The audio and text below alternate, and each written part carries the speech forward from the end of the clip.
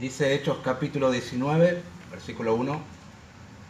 Aconteció que entre tanto que Apolos estaba en Corinto, Pablo, después de recorrer las regiones superiores, vino a Éfeso y hallando a ciertos discípulos, les dijo: ¿recibisteis el Espíritu Santo cuando creísteis? Y ellos le dijeron: ni siquiera hemos oído si hay Espíritu Santo. Entonces dijo: ¿en qué pues fuisteis bautizados? Ellos dijeron: en el bautismo de Juan. Dijo Pablo: Juan bautizó con bautismo de arrepentimiento, diciendo al pueblo que creyesen en aquel que vendría después de él, esto es, en Jesús el Cristo. Cuando oyeron esto, fueron bautizados en el nombre del Señor Jesús. Y habiéndoles impuesto Pablo las manos, vino sobre ellos el Espíritu Santo y hablaban en lenguas y profetizaban. Eran por todos unos 12 hombres. Y entrando Pablo en la sinagoga, habló con denuedo por espacio de 3 meses, discutiendo y persuadiendo acerca del reino de Dios. Pero endureciéndose algunos y no creyendo, maldiciendo el camino delante de la multitud, se apartó Pablo de ellos y separó a los discípulos, discutiendo cada día en la escuela de uno llamado Tirano.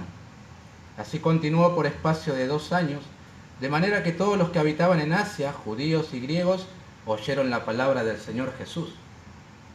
Y hacía Dios milagros extraordinarios por mano de Pablo, de tal manera que aún se llevaban a los enfermos los paños o delantales de su cuerpo, y las enfermedades se iban de ellos, y los espíritus malos salían.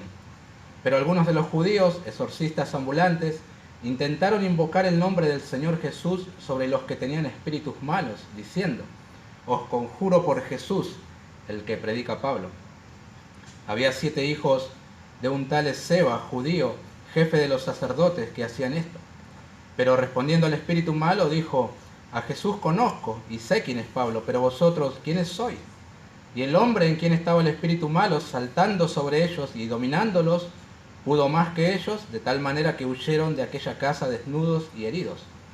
Y esto fue notorio a todos los que habitaban en Éfeso, así judíos como griegos, y tuvieron temor todos ellos, y era magnificado el nombre del Señor Jesús.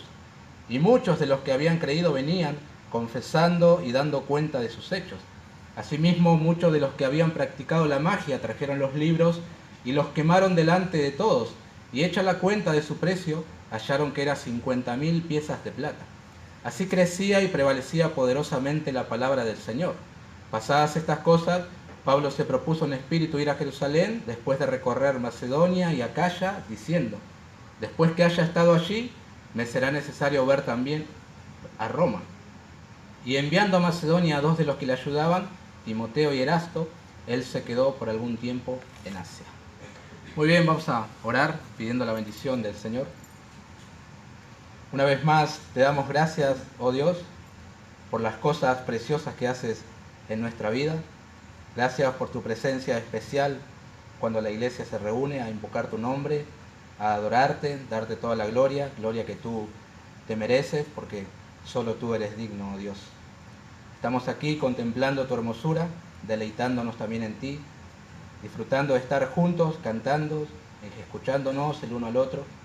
Y gracias también porque ahora tenemos el privilegio de abrir la Biblia, estudiar, pensar y tener la certeza de que tú nos hablarás. Privilegio que muchos otros quisieran, pero por el momento no les es concedido. Ayúdanos a atesorar eso, oh Dios. Te pedimos que bendigas este tiempo, que tu Espíritu Santo utilice la palabra en cada corazón. Y lo hacemos como siempre en el nombre de Jesús. Amén. Pablo en Filipos, Pablo en Tesalónica, Pablo en Berea, Pablo en Atenas, Pablo en Corinto. Y hoy corresponde Pablo en Éfeso, ¿verdad? Estamos yendo de manera secuencial. Ahora, a diferencia de lo que sucedió en Corinto, aquí se dan varias escenas, ¿verdad? Por lo menos Lucas quiere recoger algunos acontecimientos y no solamente uno como lo hizo en Corinto. Aquí hay una serie de acontecimientos que involucra a diferentes grupos, ¿verdad?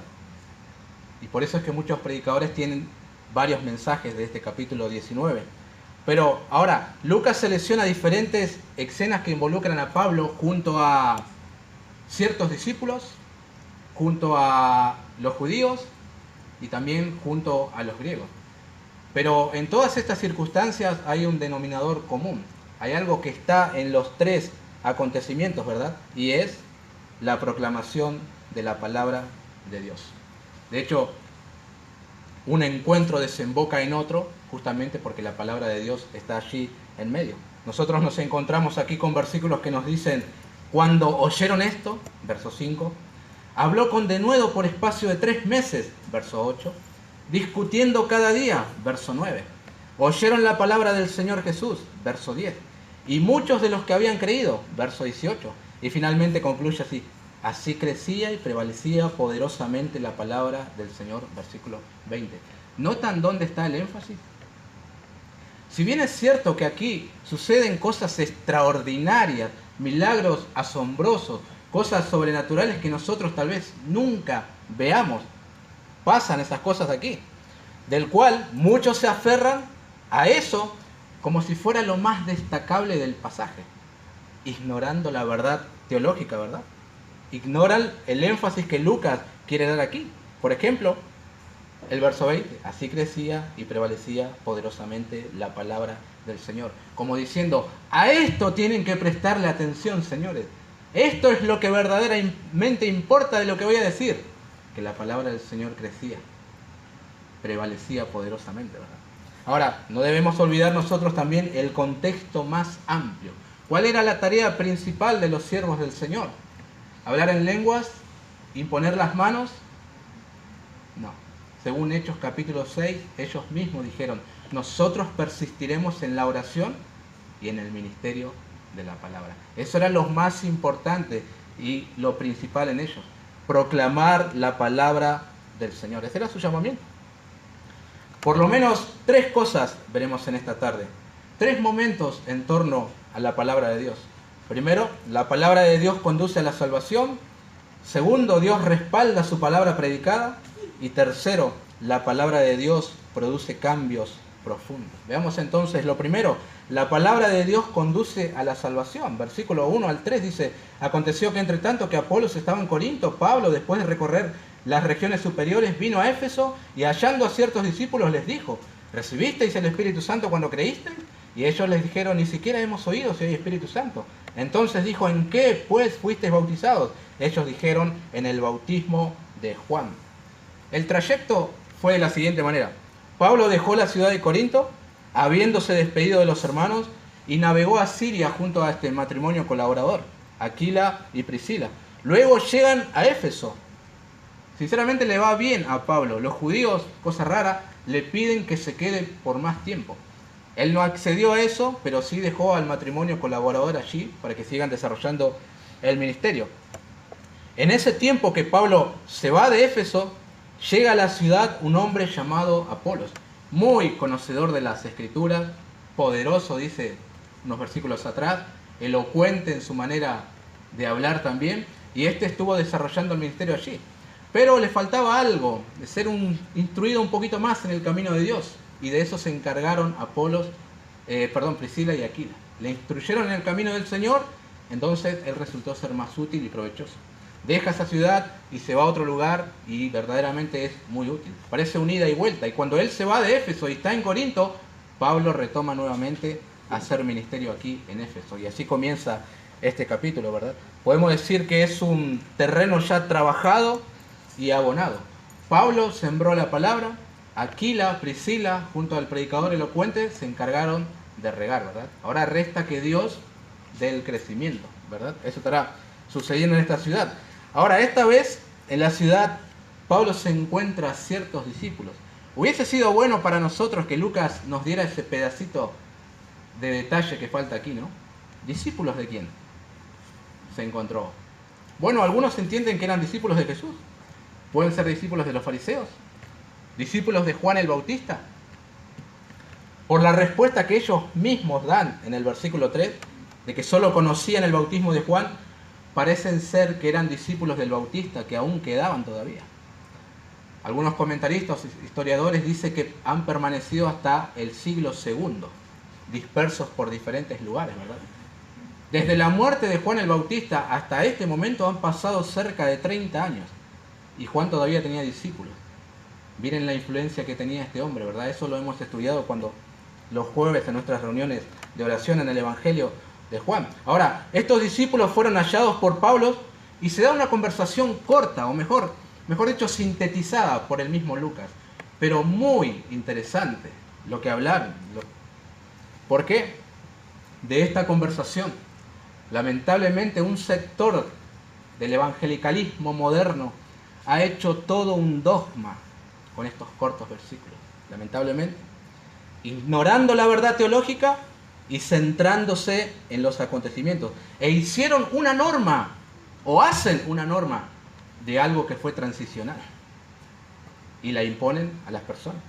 Y pretenden que suceda hoy tal cual sucedió en los días apostólicos.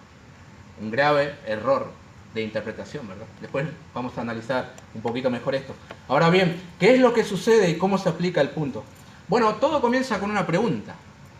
¿Recibisteis el Espíritu Santo cuando creíste? Vamos a ser sinceros, hermanos. Es difícil interpretar lo que está pasando aquí.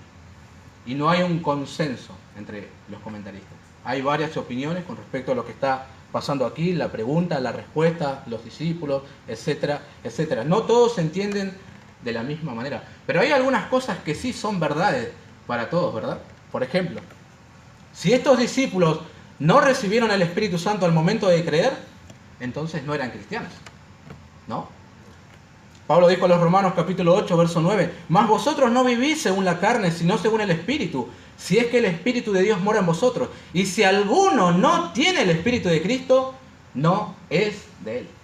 No son cristianos porque ellos mismos responden, «Ni siquiera hemos oído si hay Espíritu Santo». El creyente puede vivir sin la plenitud del Espíritu Santo. Puede vivir. Pero no puede ser creyente si no tiene al Espíritu Santo, ¿verdad?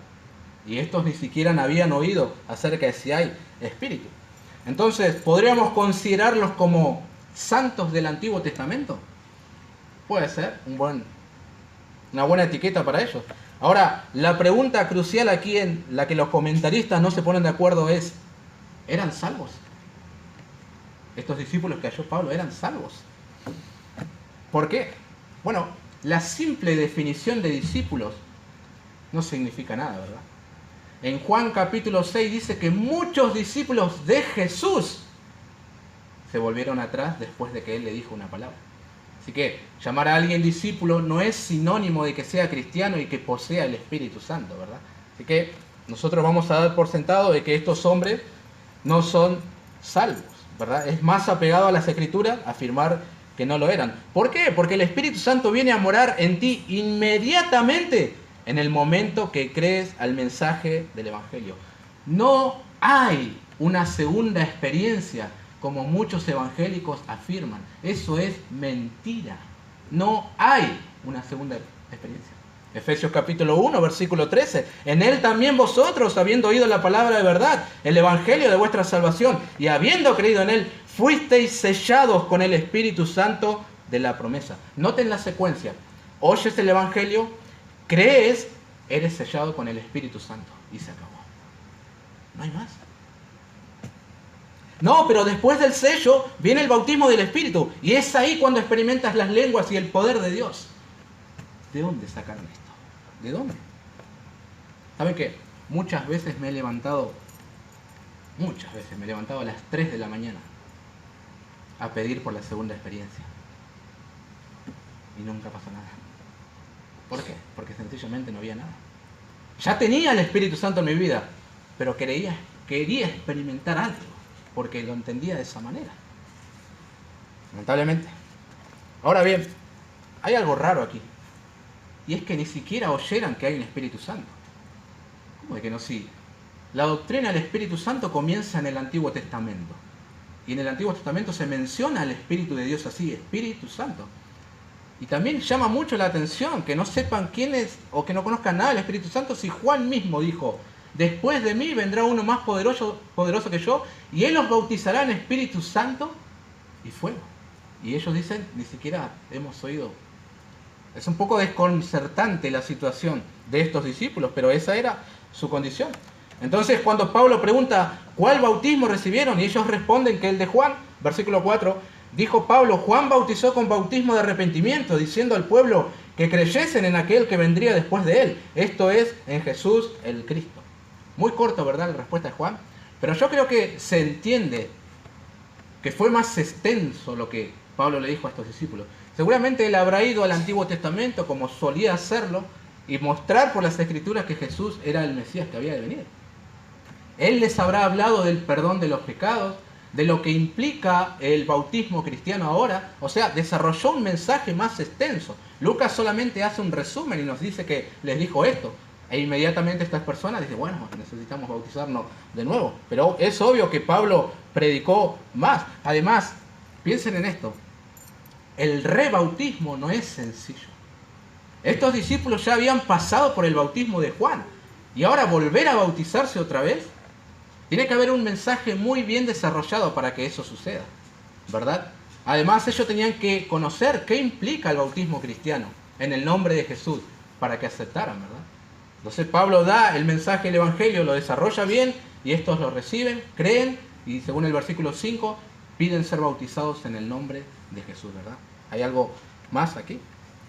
Por fe han aceptado la palabra de salvación.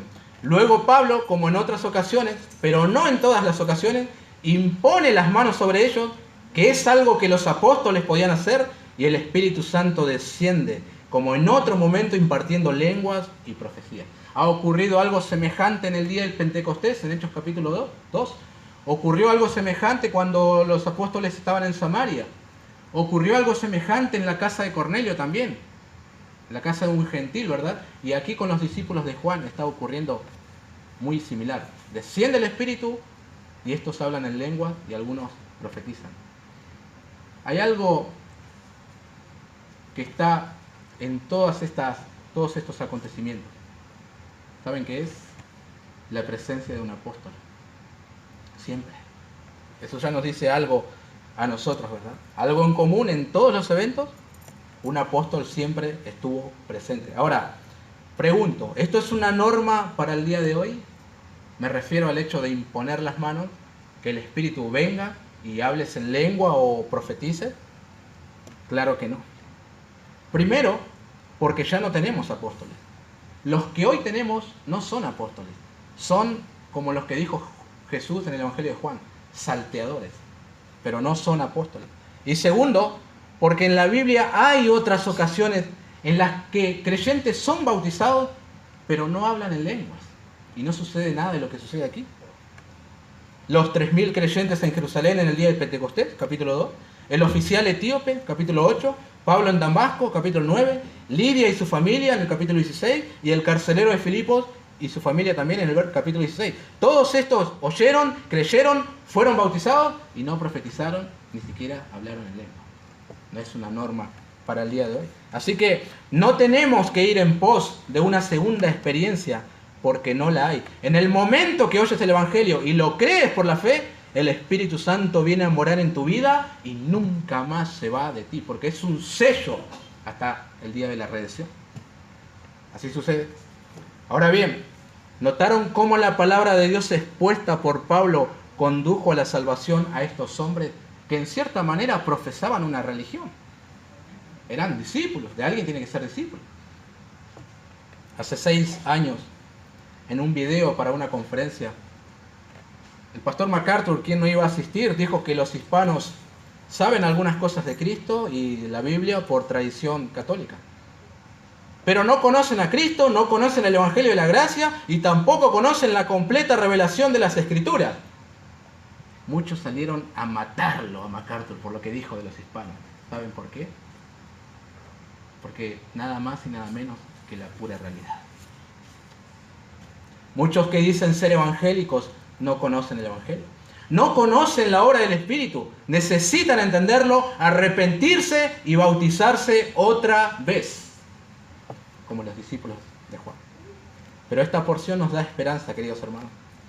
Aunque tengan un conocimiento inadecuado de Cristo, aunque desconozcan la obra de la tercera persona de la Trinidad, y aunque hayan cumplido con ciertos ritos de la religión que los puede atar, aún la poderosa palabra de Dios los puede conducir a salvación, abandonando todo sistema religioso. Claro que sí.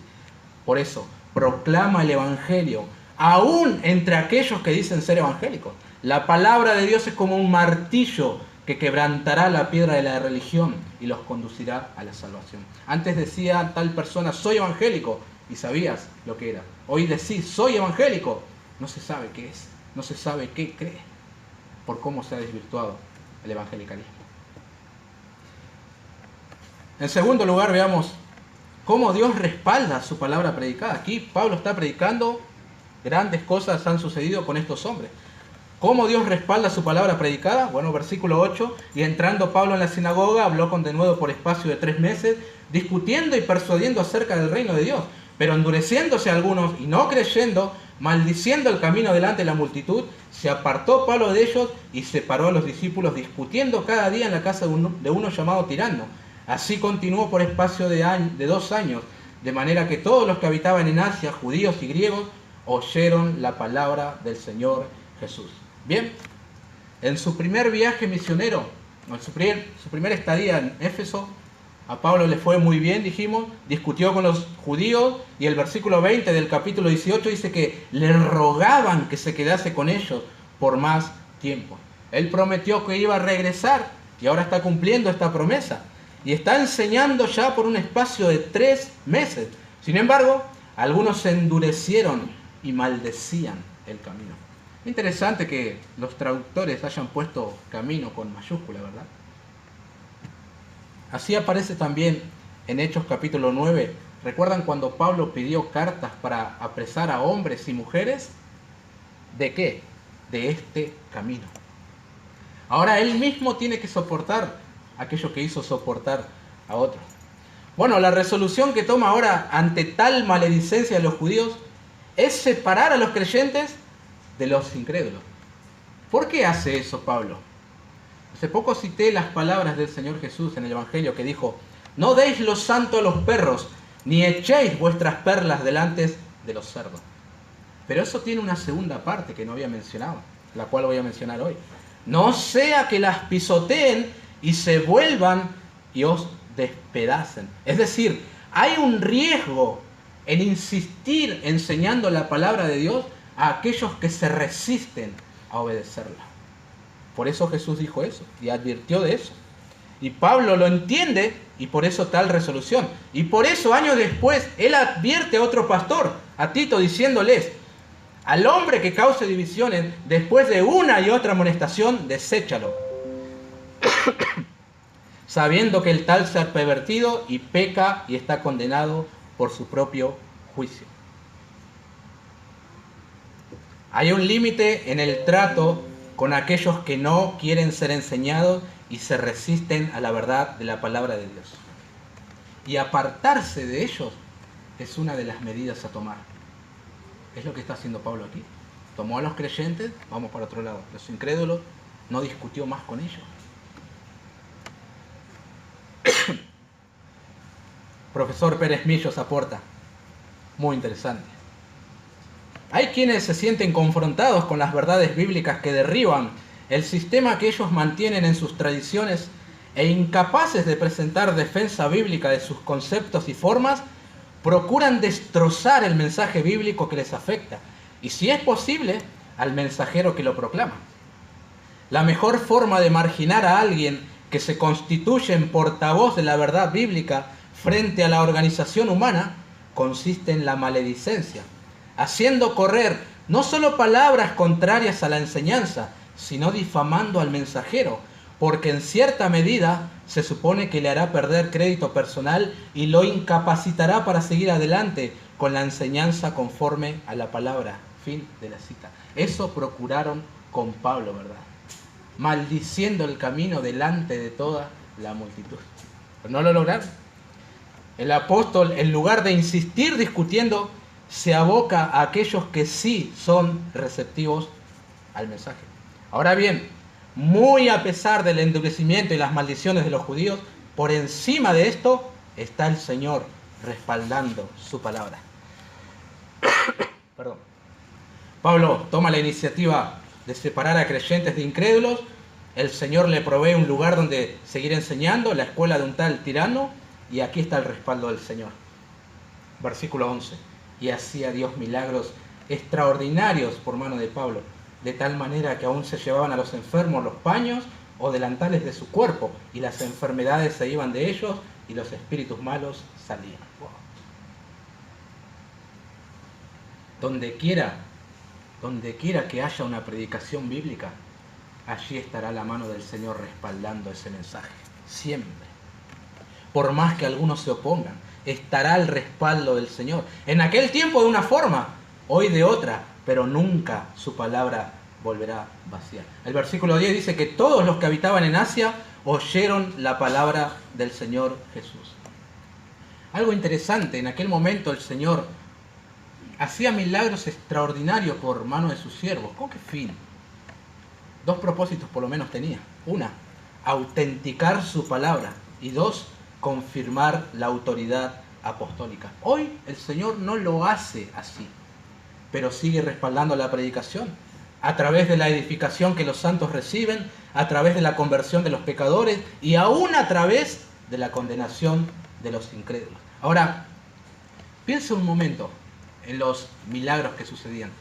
No me voy a detener mucho tiempo aquí porque no es el énfasis del escritor, pero la gente, debido a la superstición que reinaba, se llevaban los paños que el apóstol usaba en su cabeza para enjugar la transpiración y también los delantales que usaba en su trabajo, creyendo que recibirían el milagro. Y de hecho, sucedía.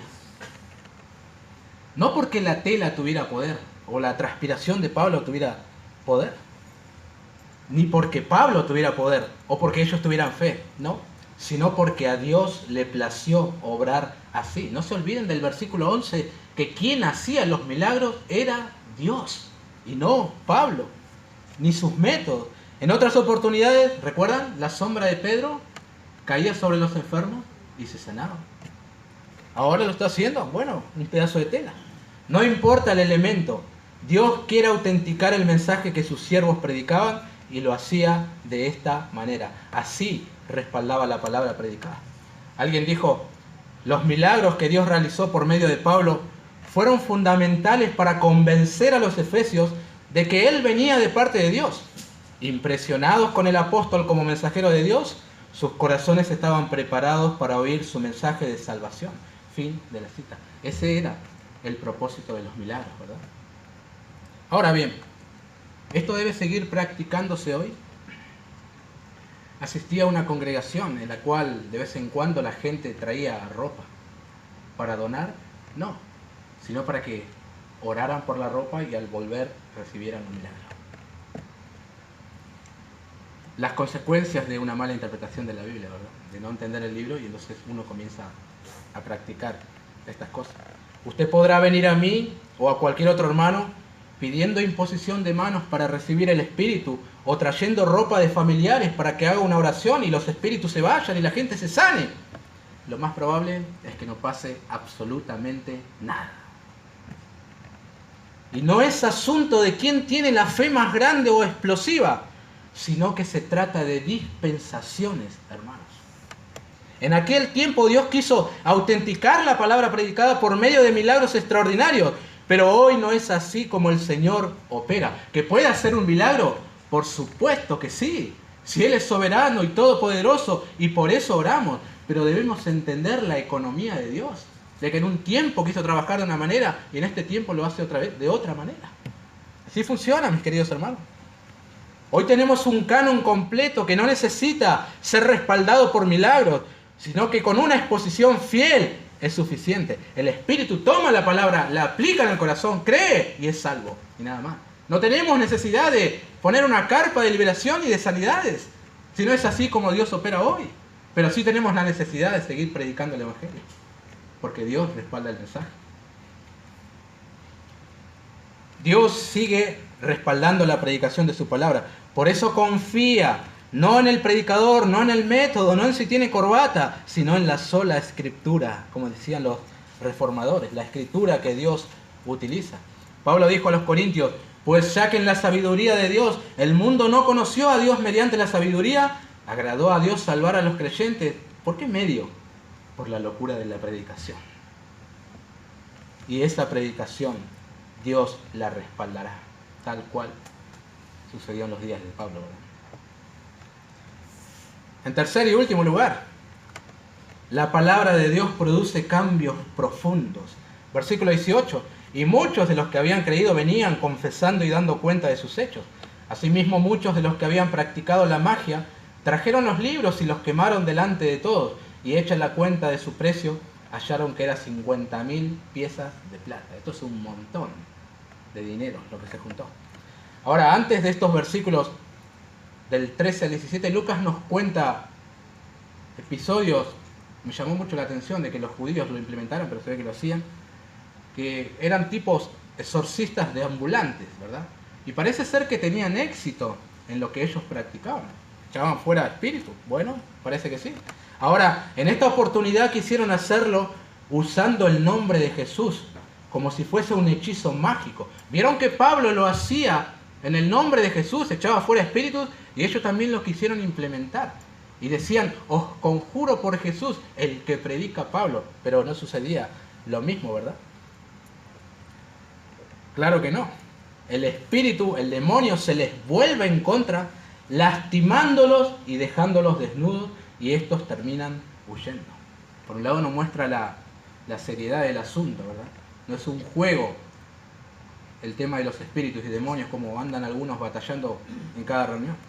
Ahora, este acontecimiento logró convencer a aquellos que habían estado dudando en el mensaje del Evangelio que Pablo predicaba, y ahora llegaron a la fe. Por eso les digo que los milagros y las cosas sobrenaturales servían para autenticar el mensaje. Ambas cosas se juntaban, predicación más milagros, y muchas veces desembocaba en la salvación de algún individuo que creía. No siempre, pero muchas veces sí. Ahora, déjenme abrir un pequeño paréntesis. Esta corta porción nos muestra también la inutilidad de usar el nombre de Jesús como si fuera un conjuro. Cubro mi casa con la sangre de Jesús. Voy a seguir esta carrera universitaria y lo hago en el nombre de Jesús. Ordeno que esta enfermedad se vaya en el nombre de Jesús. Hay que tener cuidado de tomar el nombre, que es sobre todo nombre, en vano. Como si el nombre de Jesús fuera un abracadabra para alcanzar éxitos personales. Tengamos cuidado con esa práctica. Cierro paréntesis. Volviendo al punto, tales acontecimientos extraordinarios, sumados a la predicación del Evangelio, hicieron que el nombre del Señor Jesús fuera magnificado. Así dice el versículo 17. La gente reconoció una cosa, que Jesús no era alguien con quien jugar, sino alguien a quien magnificar. Y entendieron que era más poderoso que cualquier demonio. Impactó su vida completamente. Por eso el verso 18 nos dice que aquellos que eran creyentes, seguramente nuevos en la fe, pero que aún seguían practicando la magia, venían ahora confesando y dando cuenta de sus hechos. Lo que hace la palabra de Dios, ¿verdad? El impacto, los cambios. Esto es lo que llamamos arrepentimiento. Cuando no solo confiesas el pecado, sino que te apartas de él, como estos hombres. El que encubre sus pecados no prosperará. Mas el que los confiesa y se aparta alcanzará misericordia. No nos olvidemos de esa parte. No fue una mera confesión de labios para callar la conciencia, como hacen algunos. Tomaron los libros y públicamente los prendieron fuego. No queremos saber más nada con la magia. Ahora creemos en Jesús y en el Evangelio. Seguramente muchos ya eran creyentes, otros recién convertidos. Ahora fueron a su casa, vieron en sus bibliotecas los libros de magia y dijeron, pero esto no es consecuente con nuestra fe. ¿Qué hacemos conservando estos libros? Esto es de mi vieja vida. Soy nueva criatura en Cristo. Jesús es mi Señor y Salvador. ¿Qué hago conservando libros de magia? Hay que prenderlo fuego. Y eso fue lo que hicieron. No sé si es la resolución que muchos que dicen ser creyentes toman hoy en día, ¿verdad? Con las cosas que no agradan a Dios. A lo mejor todavía conservan cosas, revistas, CDs, libros. Todavía frecuentan lugares, amistades, páginas, blogs, donde hay peligro y donde se muestran cosas que deshonran el nombre de Jesús. Tal vez no estén arrepentidos del todo, por eso conservan esas cosas todavía. Cosas que deshonran el nombre de nuestro Señor Jesucristo. ¿Por qué? Digo que puede ser que no estén arrepentidos. Porque en el arrepentimiento bíblico siempre tomas medidas drásticas y urgentes. No pospones las cosas. Después lo hacemos si hay tiempo para eso. No, porque sabes que tal conducta, ropa, práctica, objeto, creencia, vocabulario o lo que fuere, deshonra al Señor. Y te quieres deshacer de eso lo más pronto posible, porque ves la inconsistencia. Eso es un arrepentimiento bíblico. Por eso, querido hermano, si tenés que volver a casa, agarrar la computadora, sacarla al patio y prenderla a fuego, hacelo. Hacelo. Antes de deshonrar al nombre del Señor Jesucristo, hacelo. Una medida drástica, pero tenés que hacerlo. Un comentarista dice: los cristianos deben hacer esto también hoy, deshaciéndose de libros, imágenes, archivos de computadora, estatuas, juegos o cualquier cosa que pueda tener una conexión con espíritus demoníacos. También deberían destruirlos para que no sean utilizados por otros. Fin de la cita. Si quieren que redondee el punto, sería así. La palabra de Dios convenció a los creyentes efesios de sus pecados y como resultado se arrepintieron y dejaron su mala conducta. Eso pasó en Éfeso. Eso es lo que logra la palabra de Dios cuando penetra en nuestros corazones. Cambios profundos, cambios reales, cambios que otros pueden notar. Imaginen a la gente de Éfeso, viendo a todos los vecinos reunidos allí, formando una pila de libros y prendiendo fuego todo. ¿Qué es esta humadera? ¿Los mosquitos? No. Conocieron a Jesús y su vida cambió por eso. Un poderoso testimonio de su identidad con Cristo. De los tesalonicenses se decía: ¿y cómo os convertisteis de los ídolos a Dios para servir al Dios vivo y verdadero? El Evangelio los sacó de una vida de idolatría. A los efesios los sacó de una vida dominada por los demonios detrás de la magia. El Evangelio transformó también la vida de muchos corintios que antes de llegar a la fe eran, Pablo dio una lista: fornicarios, idólatras, adúlteros, afeminados, homosexuales, ladrones, avaros, borrachos, maldicientes, estafadores. Pero ahora ya fueron lavados por el poder de la palabra. Cambios profundos produce la palabra del Señor. Si entendiéramos, hermanos, que solo la palabra de Dios puede transformar las vidas, produciendo cambios profundos, no nos ausentaríamos de las reuniones por cosas insignificantes y secundarias. Me duele la uña, no voy. Tengo resfrío, no voy. Estoy cansado, no voy. Pero al trabajo sí vas. ¿Por qué? Porque si no vas te van a descontar dinero y con eso no se negocia. Pero con la exposición de la palabra de Dios, sí, se pospone, se negocia. Eso revela lo que es la prioridad de nuestros corazones. Bueno, claro que sí. Si entendiéramos que solo la palabra de Dios transforma la vida, buscaríamos proclamarla más. Porque eso es lo que necesita la iglesia de hoy. Apego a las Escrituras, pasión por las Escrituras, deseos de estar expuesto a ellas, deseos de que otros la conozcan. ¿Están de acuerdo? Lucas cierra esta porción, esta parte de la narración, resumiendo todo lo que dijo en un versículo. Versículo 20. Así crecía y prevalecía poderosamente la palabra del Señor. Señores, no se detengan en los milagros. Bueno, el Espíritu salió, está muy bien, se llevaron el delantal de Pablo, bueno, pero esto es lo importante. La palabra de Dios prevalecía en Éfeso. No crecía Pablo, aunque algunos lo querían hacer crecer a la fuerza. No crecía la demanda de paños y delantales. Crecía la palabra de Dios. Eso es lo que importa, ¿no? Hendrickson dice: Lucas comunica la información de que la iglesia crecía numéricamente y que los creyentes aplicaban el mensaje del Evangelio a sus conductas diarias, fortalecían su fe, mostraban obediencia a la palabra de Dios y vivían vidas piadosas. La ciudad de Éfeso experimentó una transformación debido a la viviente y poderosa palabra de Dios. Permítanme citar también a MacArthur y vamos cerrando. La valiente predicación del Evangelio, los milagros que confirmaron la derrota de los exorcistas, el temor resultante y el respeto por el nombre de Jesús, además del repudio público de las artes mágicas, demostraron la fuerza invencible de la palabra de Dios. La palabra de Dios produce cambios profundos. La palabra de Dios conduce a la salvación. La palabra de Dios transforma todo tu ser. y esta palabra es respaldada por el mismo Señor. Dos cosas digo para terminar. Aquí tal vez haya gente que no sea salva. ¿No? ¿Puede ser? ¿Sí? Están como los discípulos de Juan.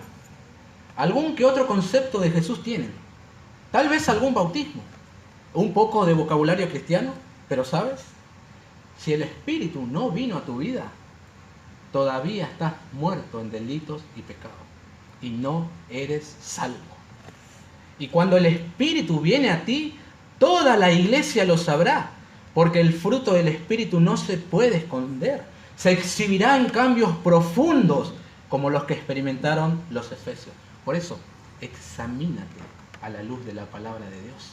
Examínate. Reconoce hoy que nunca oíste siquiera que hubiera Espíritu Santo y ruega al Señor, si puedes, que salve tu alma hoy.